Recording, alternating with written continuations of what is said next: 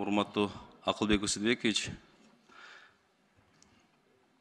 Маалымат берип коюңузчу, вот Сокулук жана Москва райондору боюнча бюджеттик мекемелердин жана калктын отунга болгон муктаждыгы канчалык деңгээлде камсыздалды? Бүгүнкү күнгө Сокулук менен Москва районунун область боюнча, Чүй область кайсы? Так, Чүй область боюнча 369.363 тонна көмүр даярдалыш керек. Сентябрь айында планы 30 тонна болчу, 30.000 тонна. Анын факт 118.638 тонна даярдады. Азыркы убакта текущий план боюнча 395.400 проценти 34,9% даярдалды. Бул мен азыр Москва районунун жашоочулар менен жолугуп, алар сунуш анан да кайрылуу жазып койду да. Көмүр боюнча Москва районунун Сокулуктан жана Кара-Балтадан келип алып коюп атат. Бүгүн күнгө канча тонна көмүр дагы бересиз? Анан камсыз жетеби, жетпеби кышында дагы кошумча сурап коюп атат. Эмне себептен аяктан очередь 100дөн ашып кеткен машиналар турат да.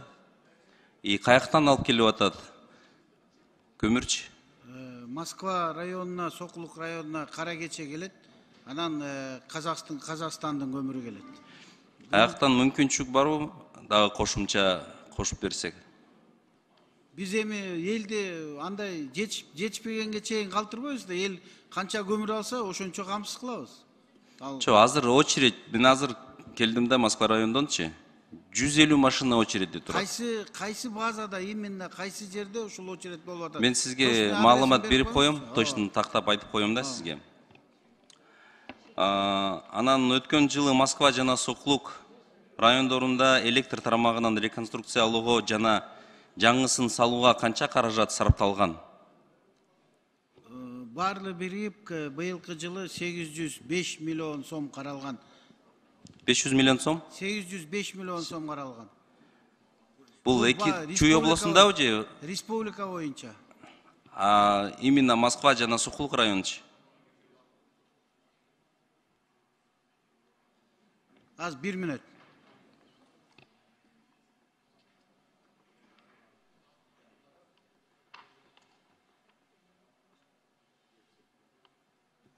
Ошол 805 миллион 56 реске республика боюнча бөлүнгөн. Ошондо Москва району менен Сокулук районуна бүгүнкү күндө башка рестерге караганда бул баягы Север Электро компаниясына каралып турган. Азыр байкасаңар, ал эки райондо жыга чапора деген маселе жок баштышта. Ошол жана жаңы конуштары баары тең бүгүнкү күндө камсыз болгон. Электр энергия жетпеген, мындайча айтканда, аймак жок ал жерде. Сиз мага кат жүзүндө так маалымат берип коюңузчу анан. Берип коеюн. Чүй областынын жашоочуларынын газ менен камсыздоо 2024 жылга карата пландар жана качан каздаштыруу аяктары боюнча маалымат.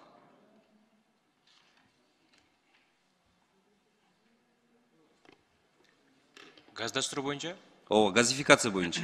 Газдаштыруу боюнча мына былтыр башталып Лебединовка айылын бүтүрдүк.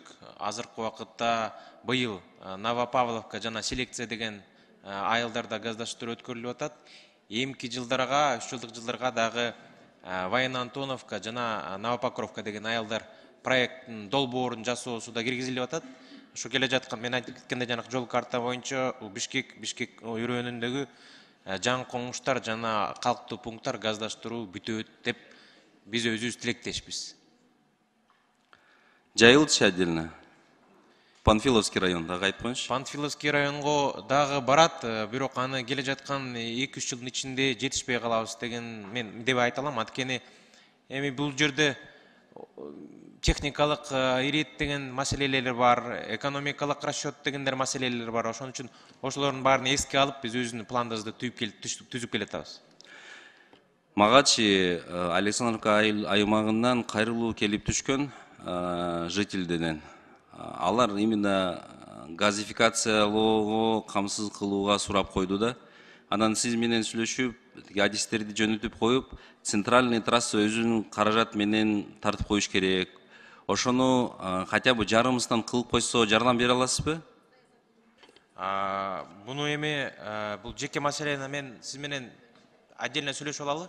Анткени Александровка айылы газдаштырылган 2019-2020 жылдык инвестициялык программасынын негизинде. Ал жерде 78,8 километр газ түтүктөрү курулуп бүткөн. Анан кебер райондор кирбей калганда мен аны өзгөчөсү менен отдельно отуруп. Так, кошумча сиз менен ананда сүйлөшөлүк. Акылбек Усунбекович,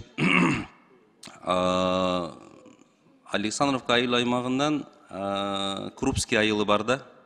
Ошол жерде именно отопительный система вообще мектепте совсем өтө начарда да.